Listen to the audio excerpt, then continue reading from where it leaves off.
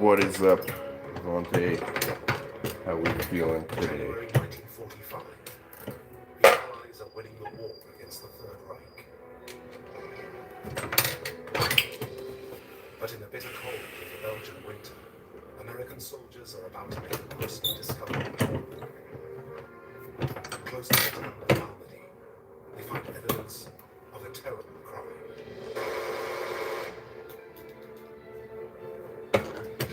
82 American servicemen are dead.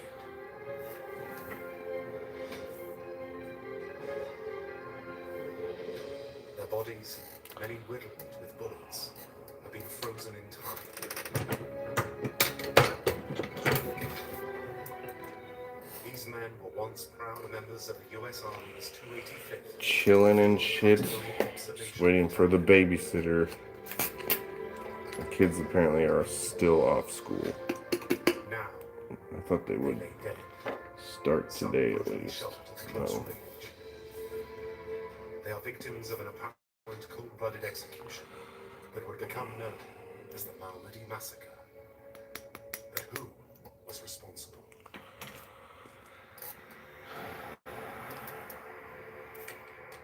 Attention quickly focuses on the elite SS tank commander, Joachim. Known to have been in the area at the time of the killings, his 5,000-strong tank regiment had been one of the most allied fighting forces. I'm like almost out of reloads. I have a bunch of factory 9mm, but I shot a ton this 18 weekend. months after the massacre, Piper and 73 of his men were put on trial for murder. This is the man that fired the first two pistol shots into the American prisoner. But had the Nazi hunters who snared Piper abused both him and the principles of American justice? It is a wood similar to those which were used for bringing suspects to the interrogation rooms. For months before the trial, the Exactly. endured sinister mob trials, heated I thought violence. they went back today, dude. Is this justice? Fucking expensive ass babysitters. Including the ambitious young American senator, Joseph McCarthy. We all agree that everyone who can shed any light upon this affair definitely will be held before the committee, right, John? In the end, the dust from Malmedy would take over 30 years to settle. Before Joachim Piper, by then entering old age, was finally called to account. No shit, especially if you gotta use them all day.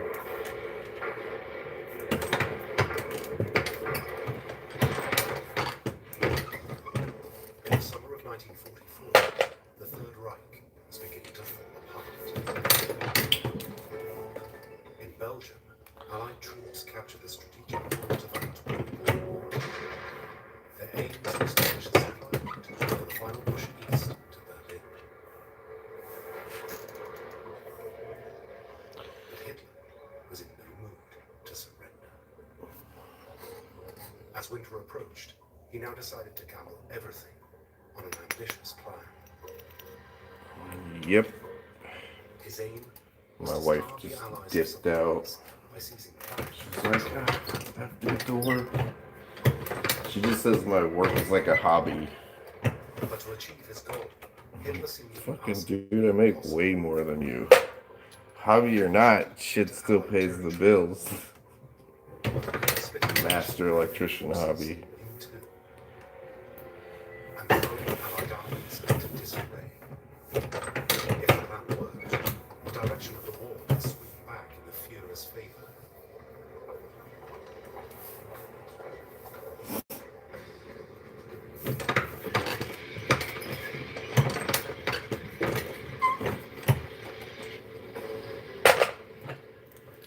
In November 1944, Hitler had a relatively awesome force of his tank divisions, among them the 6th Panzer Army. It was commanded by an old friend, General Sepp Dietrich. Dietrich's plan was to drive west through Allied lines on 3 separate fronts. And to spearhead the southern attack, he chose one of his most trusted commanders, Joachim Piper.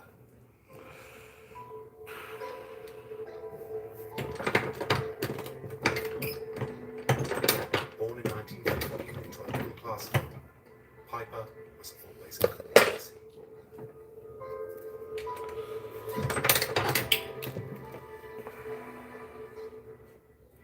Der Vorbeimarsch wird von Reichsführer SS Himmler, Gauleiter Kaiser und Korvettenkapitän Hüch abgenommen. He was an early member of the elite youth, seen here on parade before Heinrich Himmler, the head of a much feared SS. For sure. No worries, brother. You're just getting off, so you worked all night. That's fucking rough, dude. Himmler's SS were originally created as Hitler's personal bodyguard, but Himmler had transformed them into a well-oiled and terrifying combat force. He famously demanded that all SS show honor, decency, and loyalty to each other, but not to anyone else. Marked out for success by the Führer himself, the 23-year-old Piper not only joined the SS, but for 18 months became Himmler's trusted adjutant. He once even invited his boss to witness the casting of a live human subject, an early experiment to prepare for the extermination of the Jews.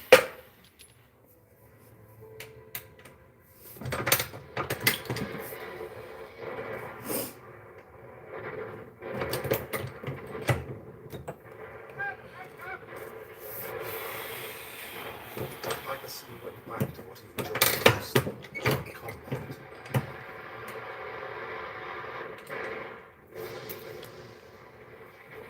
Becoming the youngest regimental colonel in the Waffen SS, in 1943, the Battle of Kursk. It was the greatest tank battle of all time. Nearly 500 of his men were killed in one day. Then a highly decorated soldier, he was now about to take on a posting which would lead him into the dark world of war crimes.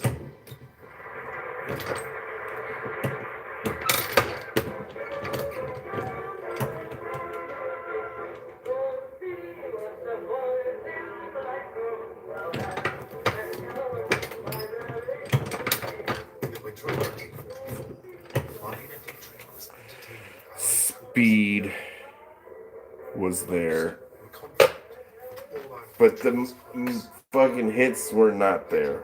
was about to I got 0% on that stage. If I would have had all alphas, I think it would have been like a master run. If I would have had all Charlies, at least it probably would have been pretty good. this massive campaign began. Fuck it. I was like, dude, I'm trying to get classified, and all my classifiers are like, Was the might of Piper's I took a bunch, and I did really good when I didn't have the numbers yet. But then the last like 3, I just tried to go as fast as possible, and I've just fucked them up. a contest fought in Belgium Last one, I just put 2 into the fucking, into the blacked out hardcover. So I mic'd twice on one target. And this time I just mic'd a bunch of times. Just go for it. I had to make up for the C runs with a master run, but it did not work out that way.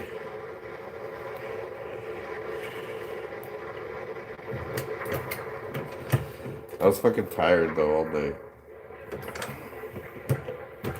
IDPA State this Friday. Thousands were captured as Nazi firepower swept everything aside.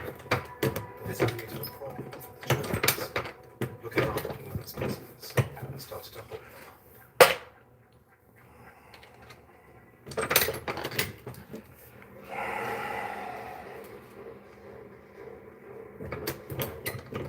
On Sunday, December the 17th, What about you? Did you compete this weekend, Hampy? Field Artillery Observation Battalion, headed for the town of Saint-Vite in Belgium.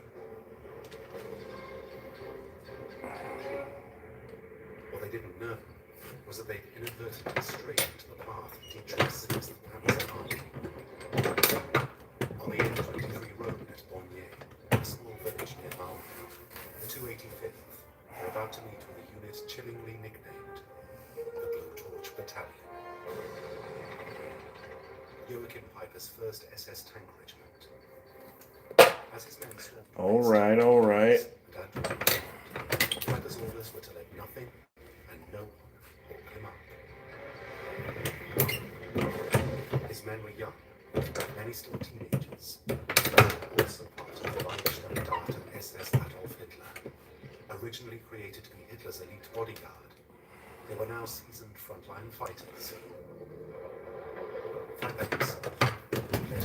Last week I shot on Thursday, Saturday, and Sunday, and then this week I'm going to shoot Tuesday, Thursday, Friday, and Sunday. I swear it, I could not always keep it under control. 50-yard iron sight magic. I hate those old guys. Around 1 p.m. Those old guys are way too good at certain shit. Piper's division. Known as the Spearhead, or Spitze, its role was to clear a path for the enemy convoy, including Piper himself, following on behind. Immediately, the Spitze moved up the battery lead.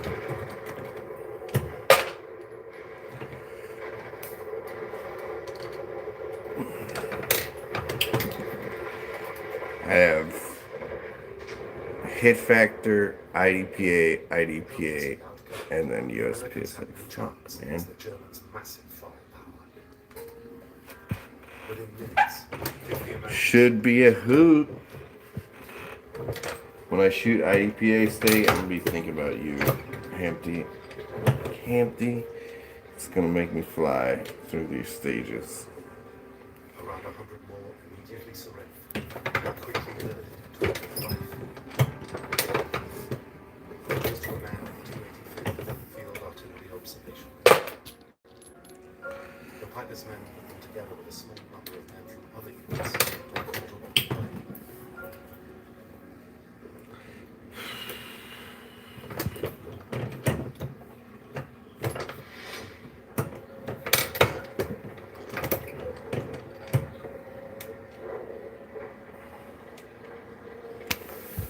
It was around 1:30 p.m. The Germans now had a problem. To continue the advance, they couldn't take prisoners with them, Where in Vegas are you going? as the rest of their convoy began bunching up behind. Some unit of SS men now lying in the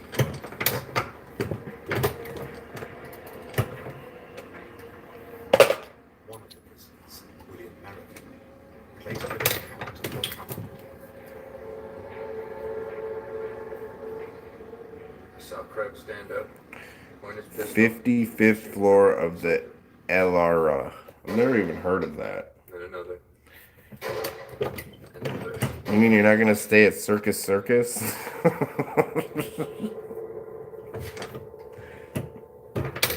Is that still a thing?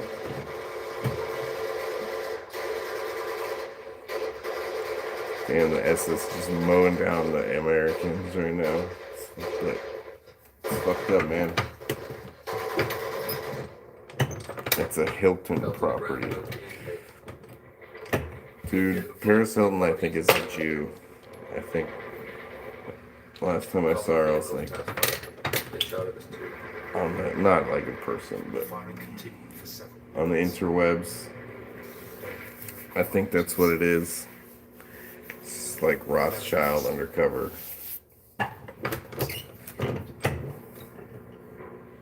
Could hear two Germans approaching in my direction. They came just right over me. There was a man's body lying on my leg. He moved, and one of them shot him. The bullet finished him off and went into my knee. I didn't move. American continued to play dead. By now, the SS I need to buy the site for this one, the 509T. It's fucking expensive, dude. They want like 300 leaving the bodies where something dollars for that Holosome. could now move on. Their task was to move west, and they were behind schedule. But critically, the element of surprise was now lost. In the following days, the Allies quickly closed ranks.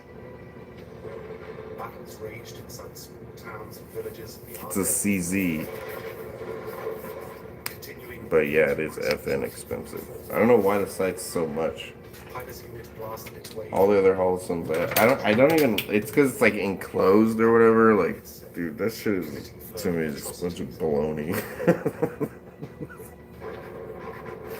I don't like all that enclosed nonsense that they're talking about.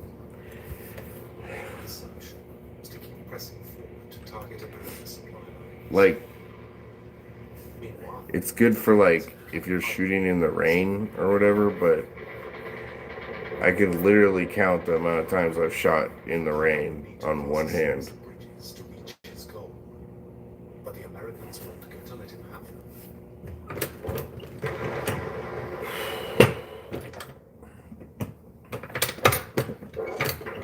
Baker, quartermaster and line of communications troops picked up their rifles and fought tenaciously against Nazi columns.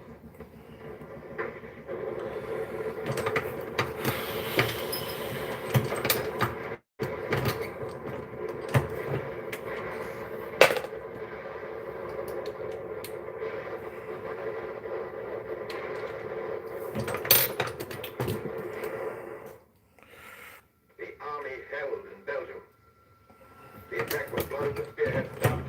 The Nazi columns contained and thrown back by men who had flung themselves into the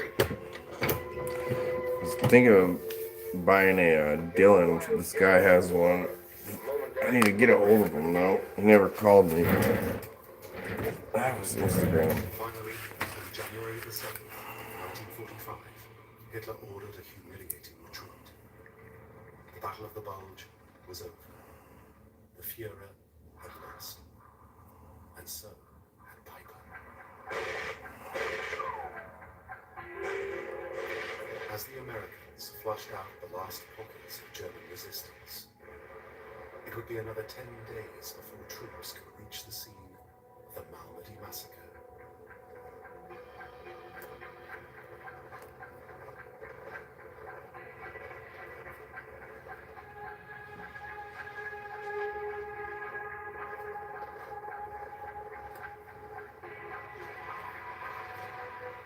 What they found at the Bonnier crossroads shocked the world.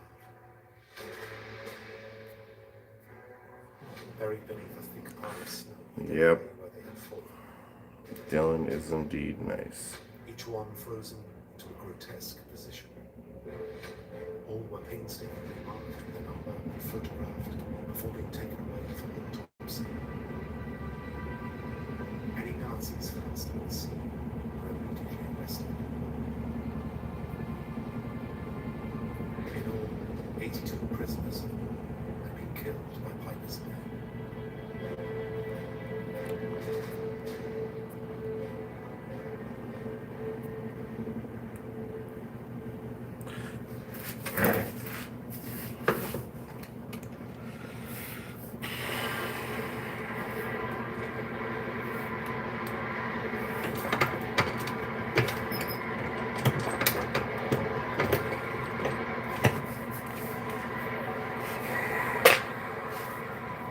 Alright. The war was now almost over. I'll talk to you later then. Mr. Empty.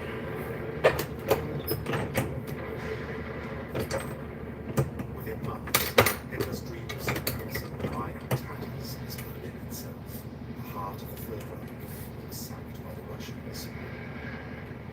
In May 1945, it was over.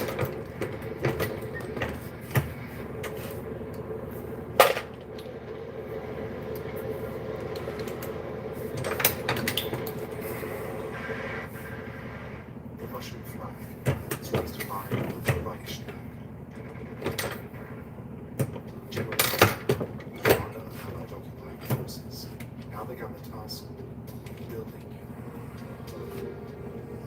First, he had unfinished business with more criminals in the Nazi Germany, including Joachim Piper.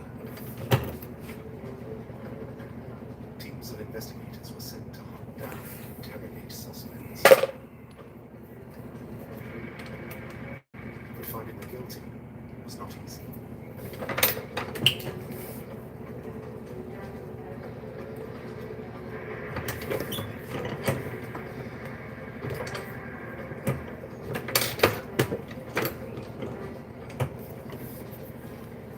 In the post-war chaos, huge numbers of Germans were being detained in prison camps across Europe.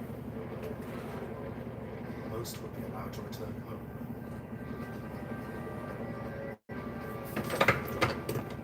Special instructions were given to seek out all suspected war criminals as well as anyone who had served in prisons. Within weeks, over 1,000 former soldiers in Piper's unit, the 1st SS Panzer Regiment, had been pulled in for arresting. All were now potential war criminals.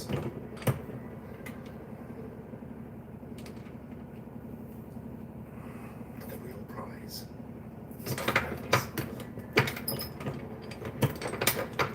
About in his unit with no fuel, Piper had made a desperate attempt to escape by running home. But just 6 miles short of his goal, in Bavaria, he was captured by the German troops. Even then, he might still be alive. Not realizing who he was, Piper was detained in an Allied prison camp near Nuremberg. But it was only a matter of time before a keen-eyed member of the War Crimes Commission spotted his name on a roster. Piper was immediately arrested.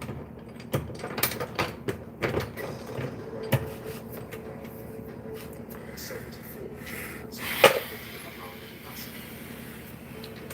Now, including Piper, were moved to a military prison, which Farbisch Hall near Stuttgart.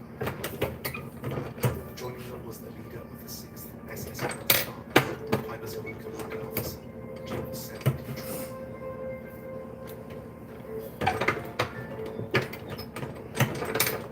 A 12-man investigating team, headed by Lieutenant Colonel Burton Ellis from the 3rd Army Headquarters. His chief interrogator was Lieutenant William Pearl, a passionate Zionist who was determined to gather as much evidence as he could before the start of a huge trial.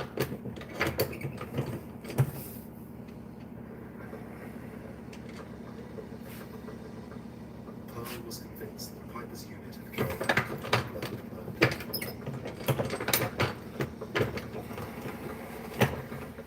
He further believed that before the Battle of the Bulge had even begun, Adolf Hitler had personally ordered that any prisoners of the captured on route to Antwerp were to be executed. This was a frequent cause of war. And though the orders were never written, Pearl was convinced that both Dietrich and Piper had known about them, and that a malady on Piper's specific instructions had been carried out. But to make the theory stand a bit out, confessions.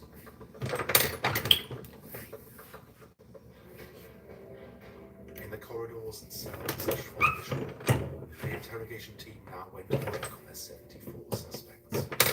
Controversy still rages about Pearl's methods.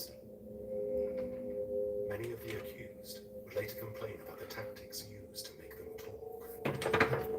There were exhibit reports of solitary confinement, water diamonds, even violence in the interrogation room. One even claimed William Pearl himself attacked prisoners. Others spoke of burning matches under fingernails, and a dentist regularly called to fix broken teeth.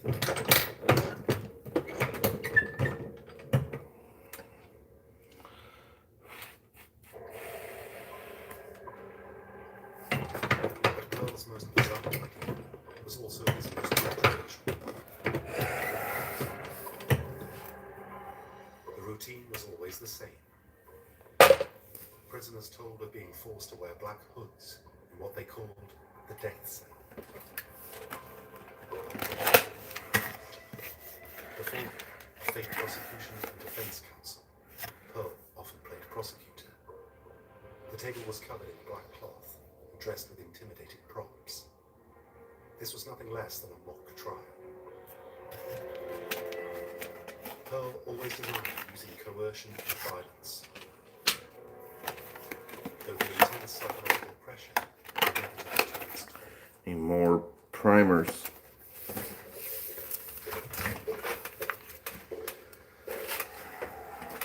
In March 1946, an 18-year-old SS private was found dead in his cell. Shortly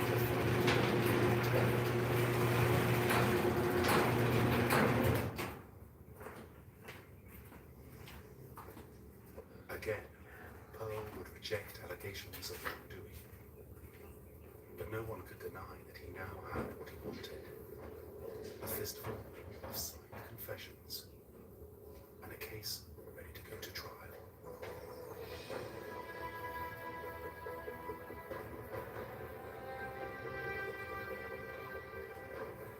In May 1946, 74 men of the Leibstandarte SS Adolf Hitler assembled inside a makeshift courtroom of the former Nazi concentration camp in Dachau.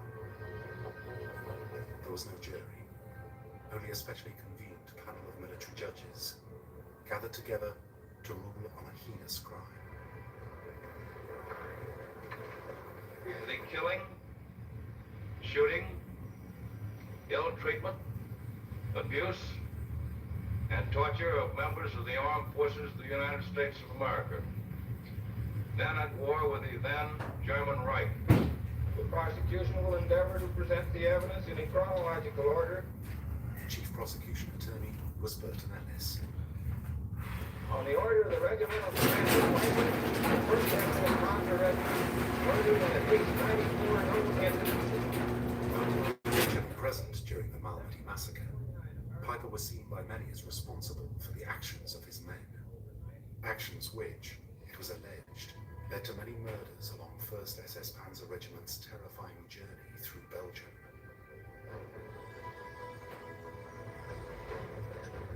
The Blowtorch Battalion had, it was claimed, shown no mercy, not even to civilians. And the man who gave them their orders now found himself standing in the dock. State your full name. Joachim Piper, P-I-E-P-E-R. How old are you? 31 years old. Were you ever a member of the armed forces of the German Reich? I was a member of the Waffen SS from October 1934 until the end of the war. I signed against number 42. Sit down. Piper, a once powerful man, was now reduced to a number.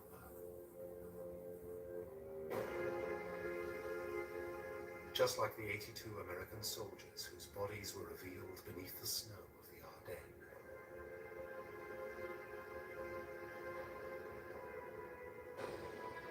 Using the confessions secured by William Penn, Ellis sought to prove that Piper, though not actually present at the Malmedy massacre, had acted on Hitler's express orders to authorize the execution of prisoners of war. What is up, Smokey? And to make the point, his star witness was Benjamin dead. One of the 34 men who survived the massacre.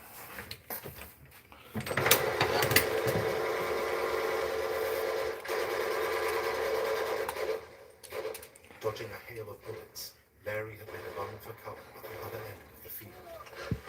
All men in our group had their hands over their head in this manner.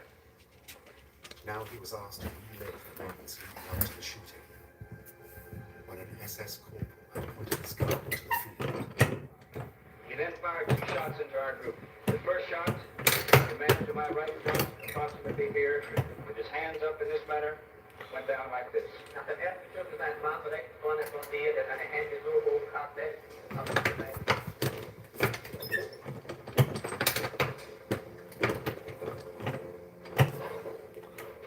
But who was the soldier who'd fired his gun first? Larry was now asked to identify him. This is the man that fired the first 2 pistols.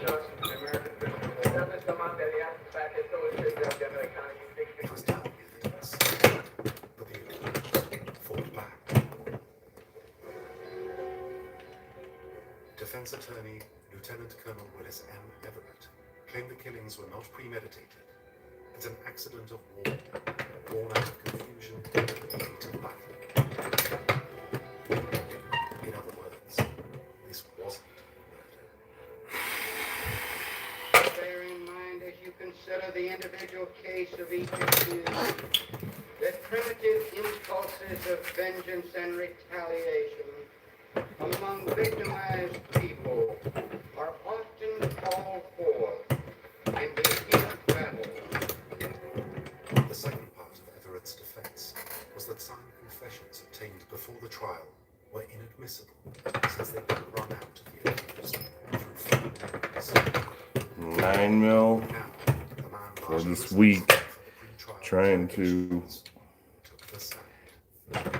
get some done. R. Pearl, first I need to buy a Dylan ASAP. Joseph, a friend on temporary duty in the army. When were you assigned to War Crime Frank? In July 1945. What has your assignment been with War Crime Frank during the past 6 months? I have been chief interrogator on the mine medication. Pearl argued that tough tactics had been necessary in the use of holds. Tell the court what it is. Which is a rule similar to those which were used for bringing suspects to the interrogation rooms and bringing them back again to their cells. That guy's super Jewish that's talking, and he's in the U.S. Army in World War II. So is the guy next to him. He also said any maltreatment is meted out not by his interrogation team. Once you see it, you can never unsee it. Dietrich once mentioned to me that being brought to an interrogation room, he was kicked by somebody he could not identify. Dietrich hat mir einmal gesagt, dass während das Vernehmungsgespräch geführt wurde, jemand, der nicht identifizieren konnte, getradet worden war, To his behind. in seinen Hintern. Pearl insisted that the soldier involved had delivered some confessions, including Piper's own. He finally admitted That shit was hilarious. executing POWs in the Battle of the Bulge had been official policy.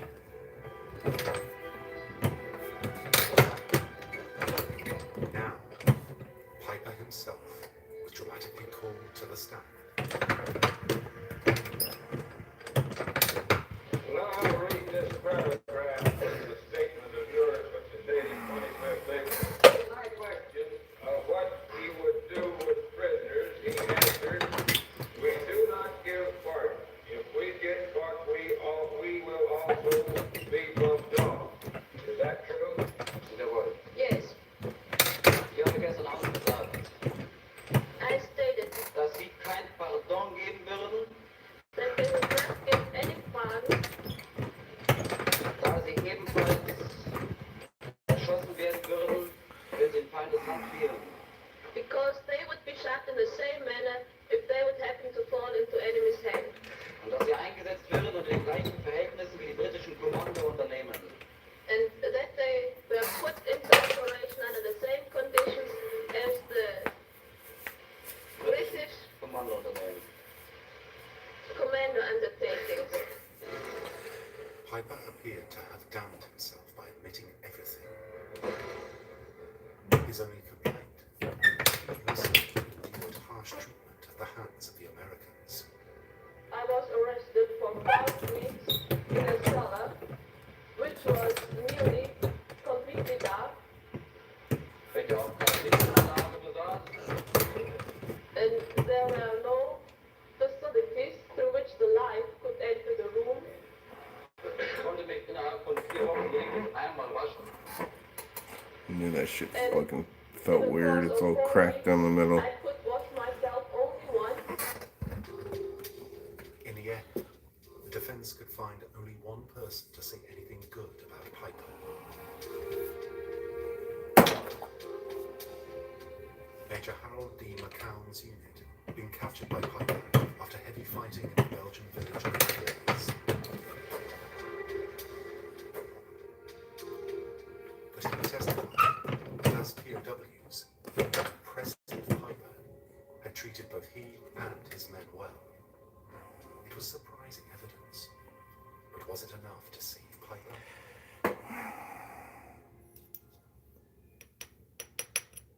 Prosecution attorney Burton Ellis thought not.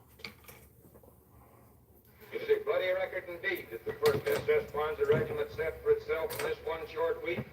Let us hope that it has never been surpassed, nor that never again will such a record even be approached. These comrades, all would have been alive today if it had not been for the 1st SS Panzer Regiment, and they must not have died in vain. From their deaths let there come a clear understanding to our former enemies that they cannot wage war in a merciless and ruthless manner. It must be brought home to the German people that the principle of extermination which guided them in their last battle will not create for them a newer and better world, but will only bring disaster to their homeland and to themselves. Let their punishment be adequate for their... After Ellis had spoken, it was the defense's turn to say. The question is here put to you. Do you consider force, mock trials, promises of freedom and so forth as legitimate tricks worthy of American Army customs? They attempt to prove cold-blooded murder by admissions of one accused against another, cunningly dictated as a Blazer brass is always really good brass. May it never be said Gotta admit. that stark retribution has been free to masquerade in a military government cloak of false legalism. I leave in God and your hand the fair judgment of these 74 accused. It was a passionate speech, but it cut little ice with the judges. First before them was Private George Flaps, the man said to have fired the first shot. The court in closed session, at least 2/3 of the members present at the time the vote was taken concurring, sentences you to death by hanging, death by hanging, death by hanging, death by hanging, at such time and places our authority may direct.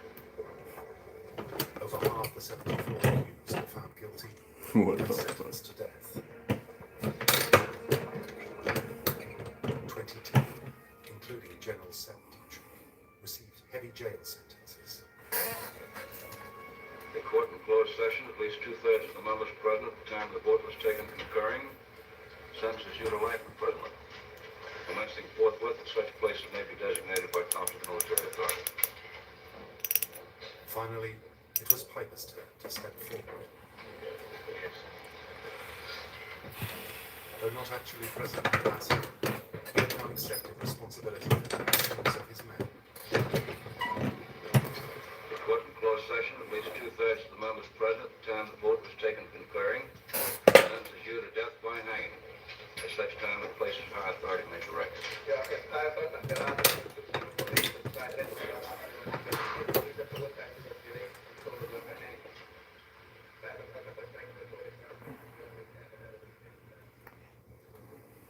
Justice for the men of Battery B seemed to have been done.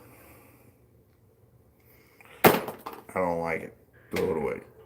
But the prosecution's joy was short-lived.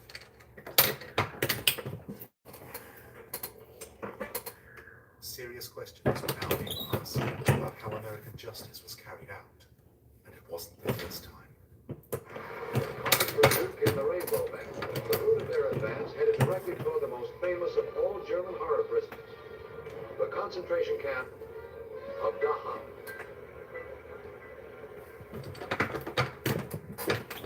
The most notorious incident occurred after the Americans had liberated the Dachau death camp in England.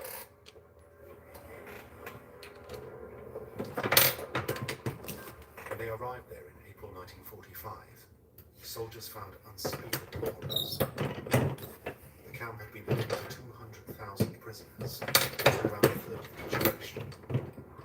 Many had died amidst appalling conditions. These scenes so horrified American soldiers around the SS camps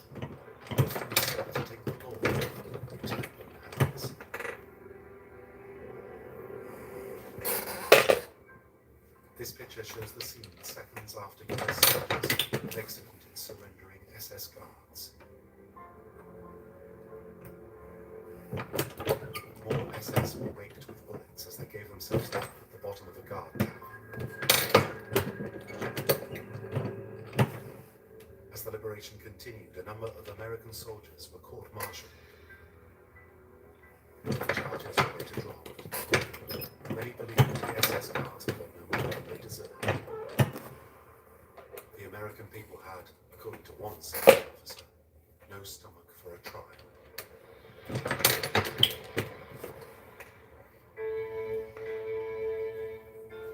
But the Piper case, ironically held at Dhaka 1 year later, had revived uncomfortable feelings.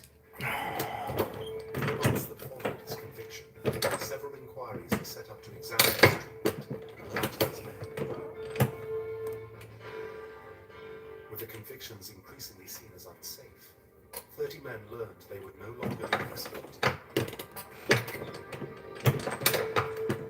Though Piper himself remained on death row.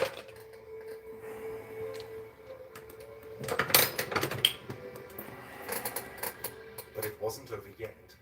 The controversy now reached Washington. Nearly 3 years after the trial, a full-scale assault began. Asking the questions was a man who would be a constant thorn in William Pearl's side, at the time a little-known senator from Wisconsin, Joseph McCarthy. I think we all agree that none of them can shed any light upon this situation. They will be called before the committee, right, Jim? Under oath, Pearl continued to deny claims of brutality. McCarthy's response was to call for a lie detector test. But when the committee chairman refused, McCarthy stormed out, slamming the inquiry as a whitewash. And landing committee chairman Baldwin criminally wrong. The subsequent report did accept that some mock trials had taken place, but Baldwin threw out claims of forced confessions and torture. William Pearl and his fellow interrogators were off the hook. But years of scandal combined with a changing political situation would still have its effect.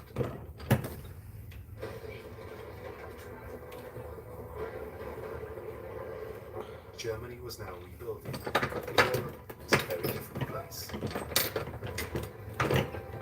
With the onset of the Cold War, Americans needed German friends wherever they could get them. For May, it was time to let bygones be bygones. How much powder did you have to use for 100 grain? By 1951, the last of the dead, including Piper, had their death sentences commuted to life. In 1955, Seth Dietrich, commander of the 6th Panzer Army, was given parole. And a year later, after serving 11 and a half years, Joachim Piper himself walked free.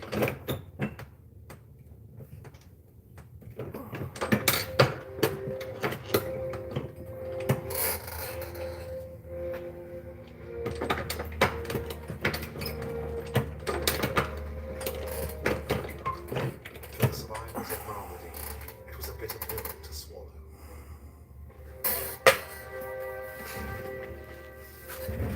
At the Made a few so far. Tactical Vato, what is up? 295th Field Artillery Observation. What's crack-a-lackin'? The field where the man died was just a short walk away. Inside a museum, specially built to remember the massacre, was a helmet which belonged to one of the Nazis' medics. In a lull after the initial shooting, he found himself unhurt. Now his medical training kicked in. The medic patched the wounds of the man next to him. After patiently waiting for him to finish, I always get a ton of like the wall in these reloads from like the range. It's like the berm or something.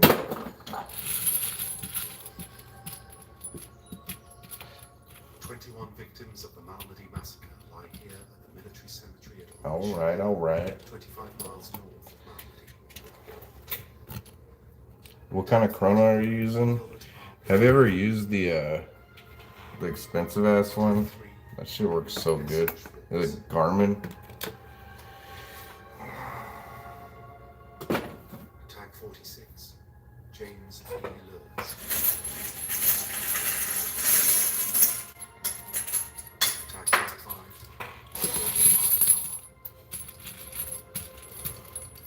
all were victims of the brutal shootings which happened in December 1944. My buddy has the match director.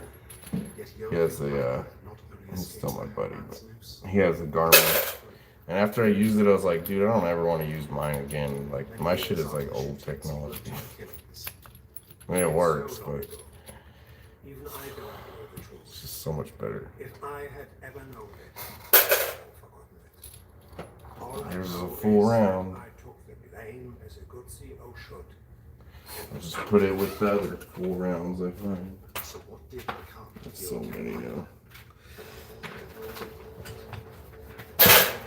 Dude, you'd love it. It makes it so easy. You just shoot 6 inches above it, and it's like beep beep. Tells you the velocity. In 1972, Piper abandoned Germany and went into peaceful semi-retirement in the French village of Croix. I have like the Caldwell one, which is good, but it's not as good. Building his own home and translating books about the war.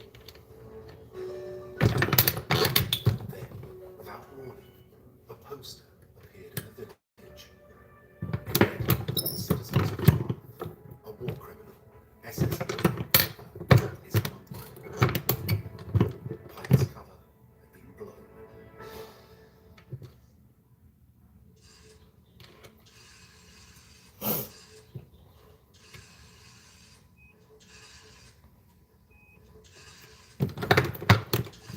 About to sneeze.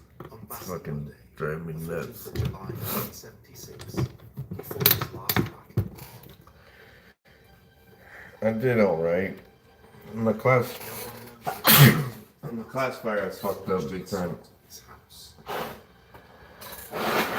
But after But throwing fireballs so into the what? building, they disappeared. Go big or go home, right? Joachim Piper, dead.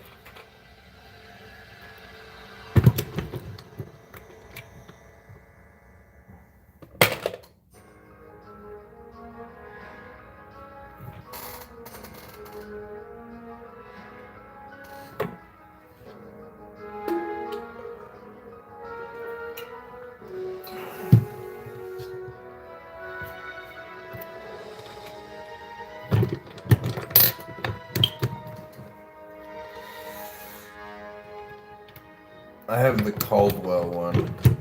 It's around here somewhere. It works. It's definitely not as easy as the Garmin.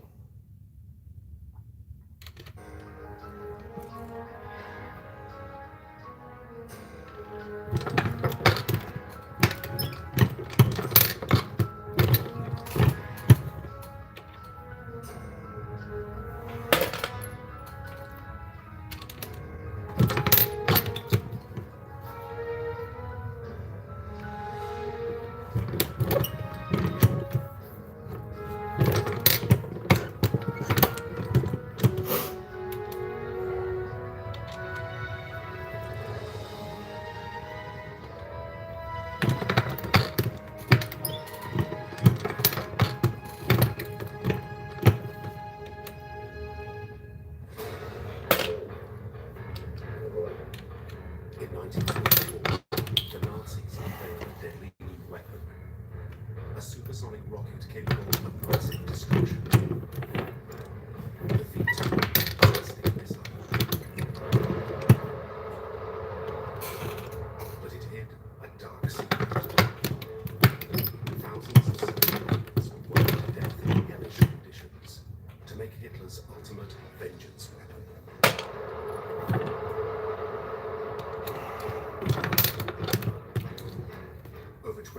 1,000 prisoners died to make the rocket. None ever killed.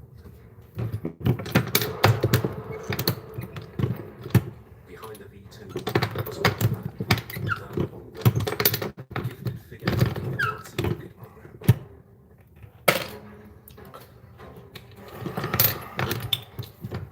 He devised the V2, but he was also deeply involved in the American service. Which one is the big orange one? The Americans, the Russians, and even the British would hunt Werner von Braun, but one man was captured at costs. US intelligence agent Major Robert B. Staver. Von Braun was top of his list of most wanted. But this was a hunt with a difference. Staver was not driven by retribution or justice. Von Braun's knowledge was after. It meant that he would not be put on trial. He would be fated as a man who took America to the moon.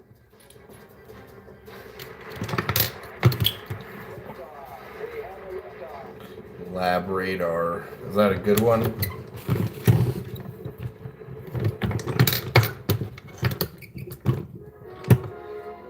Cologne, first strike in the light hour. Fires before operating tank elements of the First Army. Early March 1945. The US Army had fought its way into Nazi Germany. The newly captured city of Cologne lay in ruins.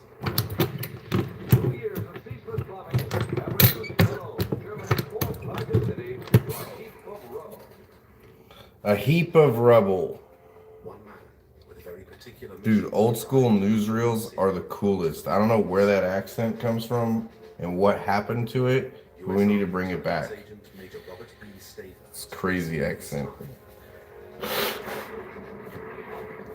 And if you see the Yankees are at the bottom of the ninth, all they need is a grand slam. They need to bring that shit back.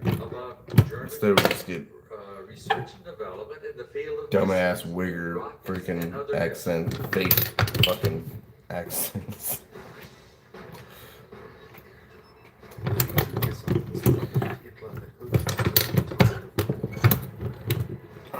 was clearly a major military breakthrough, and the Allies were desperate to learn how to make one for themselves. But the trouble was, they knew absolutely nothing about it. How it was founded, how it worked, and who was behind it. Getting their hands on a V2 of their own, as well as finding the men behind this technology, was a major priority. This task was the US Army Corps Colonel Holger and Dude, I need a fucking dealing so bad. This takes forever. Staver worked for the US Army jet propulsion and rocketry operation and understood the technology. We weren't looking for Nazis. We were wanting to find out, to pinpoint the brains of the people in my group. We were looking for the rocket scientist number one.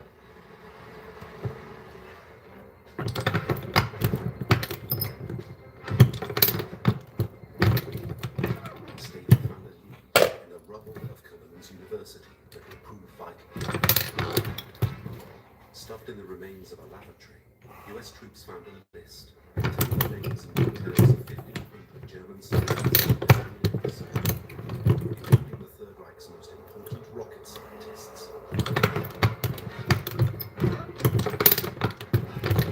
It was saved and passed on to Staver.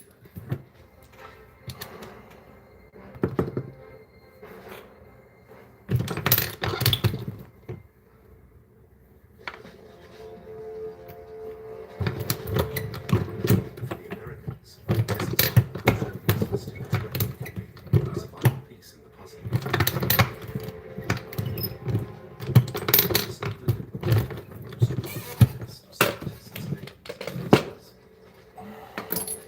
To uncover the V2 secrets, Staver needed to find something. At the very top of his most wanted targets was one man, the mastermind of the V2, a 32-year-old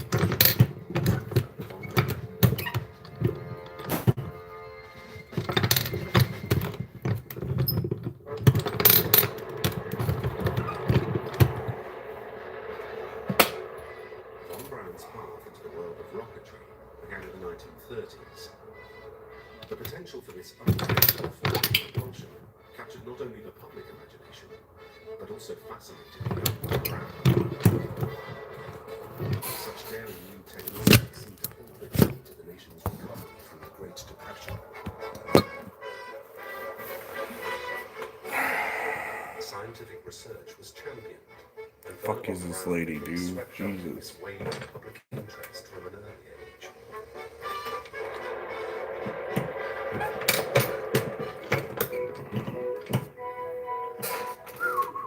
In 1930, while still a student, Brown together with a small group of like-minded friends formed a rocket research group. What is up, Nikki? How you been?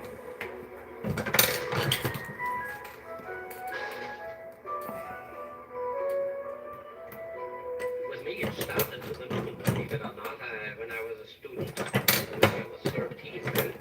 I was very interested in astronomy. Just trying to load these ammos. When I had my Lutheran confirmation at the age of 13, my parents gave me a telescope, and that it was like giving a boy a world. I had a motorbicycle, I guess.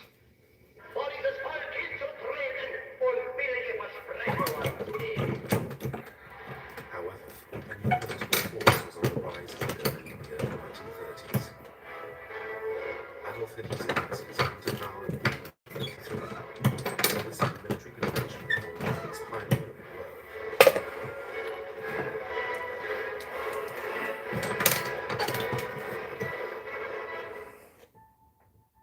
Von Braun was hired as a technical assistant in the Army's rocket development section at Ross, south of Berlin, under the supervision of a veteran artillery captain. It was a dawn. By 1934, Von Braun received a doctorate as technical director of a new purpose-built army rocket center based on the Baltic coast at Peenemünde. The Nazi regime and the young rocketeer were now inextricably linked.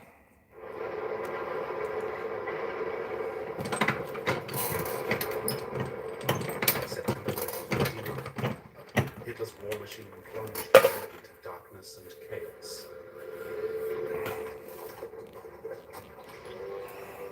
As Hitler's armies tore into Europe, von Braun started to make real progress for his Nazi paymasters.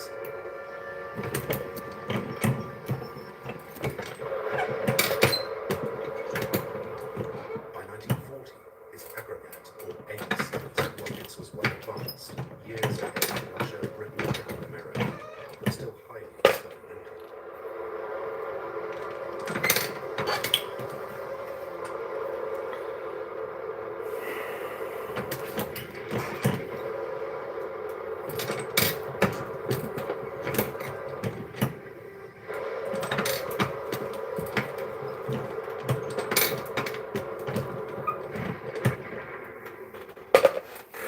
Von Braun, by now a captain in the fanatical SS, developed his rockets to culminate in the A4, what was to become Hitler's most deadly rocket.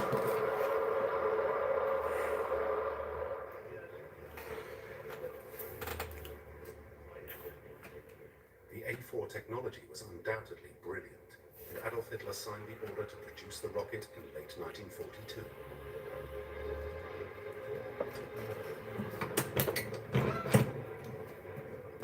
It was the centerpiece of a deadly arsenal of cutting-edge weapons that Hitler hoped would change the course of the war. These included the world's first successful cruise missile,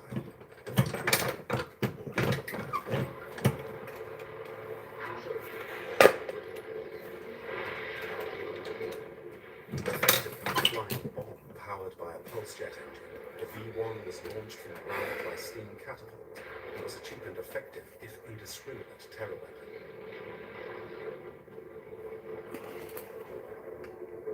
With an 1,800-pound warhead, the small missile caused widespread devastation from May 1944 onwards, when the doodlebugs rained down on the city.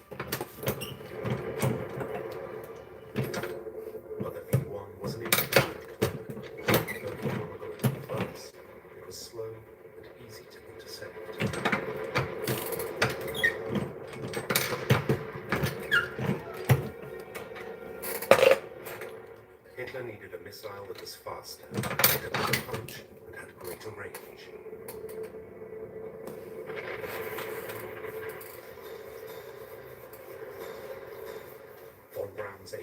was the answer.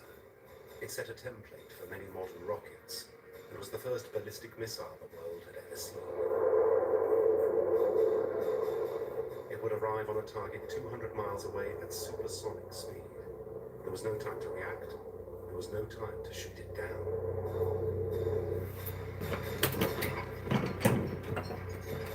The F-4 was 46 feet long, 5.5 feet in diameter, with a 12-foot fin span.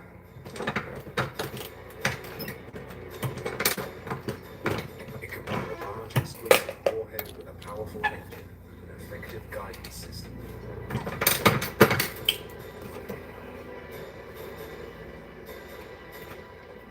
Four rotors at the rocket's tail, vanes in the exhaust, controlled by gyroscopes, aimed the rocket in flight.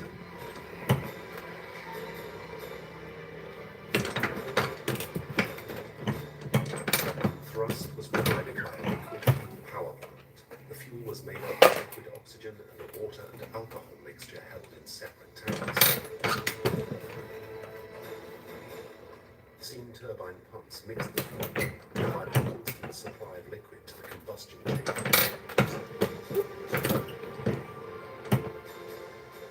This liquid fuel engine took the rocket into near orbit in 65 seconds before cutting out, sending the missile in an arcing trajectory towards a target.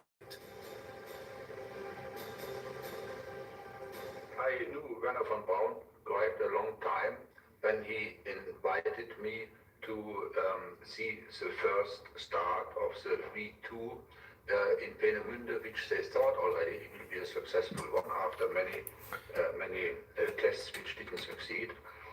And we were coming there on the field, and this V2 was standing alone, and already vapors were coming out of the bottom.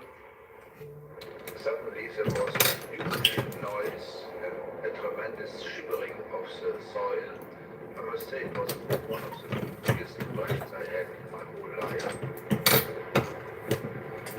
Then this missile was against all the rules of gravity, lifting slowly, and then faster and faster with the thunder was disappearing in the clouds.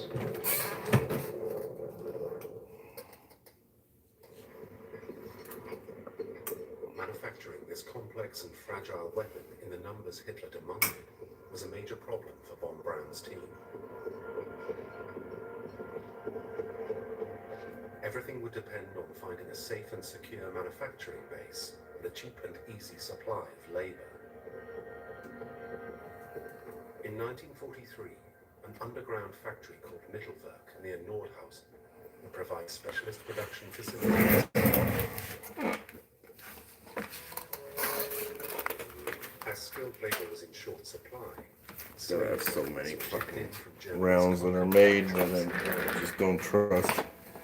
This cruel policy was endorsed by von Braun's supervisors, SS General Hans Kammler, and V2 Chief Engineer Werner von Braun was fully aware of its use.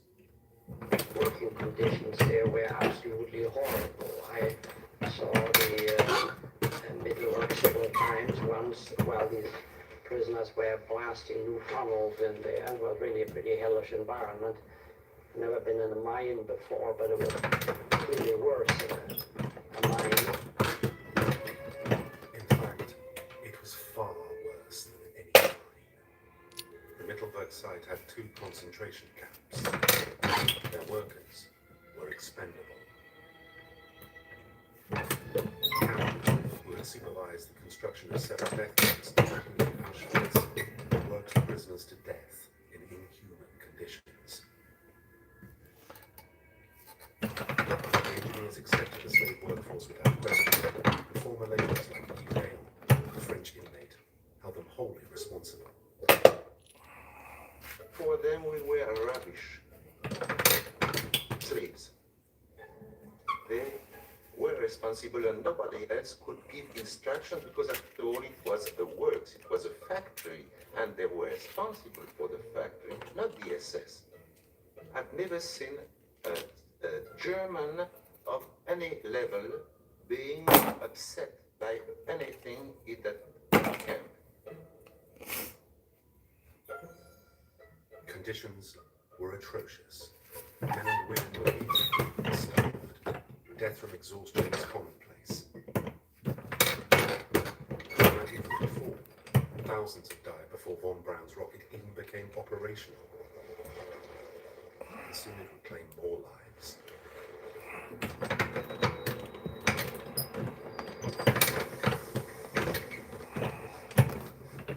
In September 1944, the missile was ready for combat.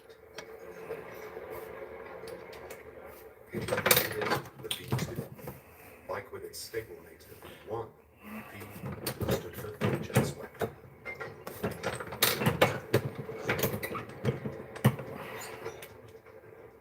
Von Braun, who as a boy had dreamed of using rockets to travel to the stars, instead perfected a deadly weapon designed to kill civilians indiscriminately.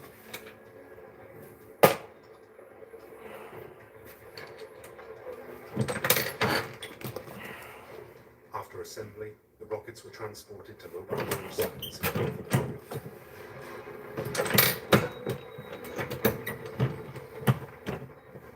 Special V2 would set up the rocket quickly and easily. The whole launch sequence would take 4 to 5 hours from arrival to liftoff. First, 30 specialist vehicles carried the missile and support equipment.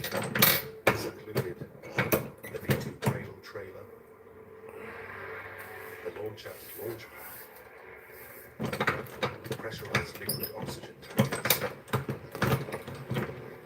and rocket fuel,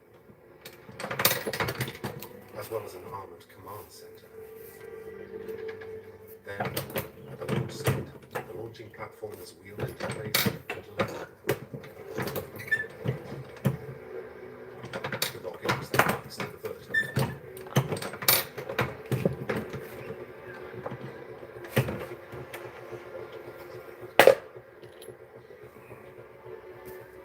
Once it was upright, it was fueled with the liquid oxygen first, followed by the water alcohol mix. And it was able, primed, ready for blast off.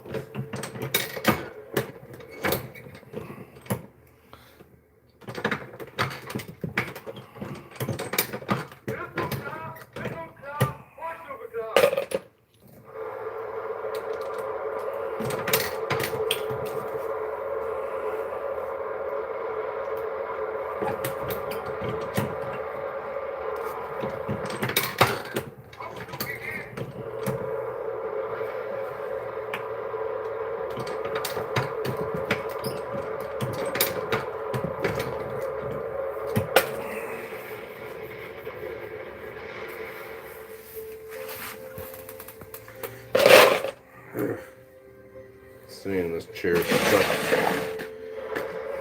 In a terrifying onslaught throughout late 1944, the V2 rained down